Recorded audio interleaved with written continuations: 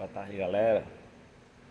Estamos aqui direto da automecânica do carro com mais um vídeo. Bugrezinho magnata. Caixa de marcha roncando, em todas as marchas, roncando muito. Já tiramos a caixa de marcha fora, né? Já está aqui o problema, né? Não tinha óleo dentro da caixa, não. Era lama mesmo, viu? Lama. Olha o estado do óleo dessa caixa de marcha. Tá? Derramou aqui no chão. Olha só como é que tá o conjunto.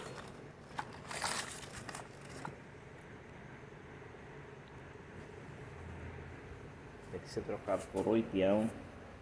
Todos os rolamentos, anéis sincronizador. Tem que dar uma geral, viu? Tá pura lama. Olha a cor que tá essas engrenagens. Tá horrível.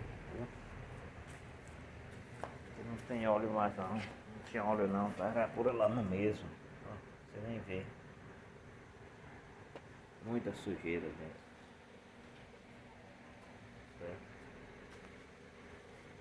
Vamos preparar a limpeza para terminar de desmontar para poder substituir as peças que estragou.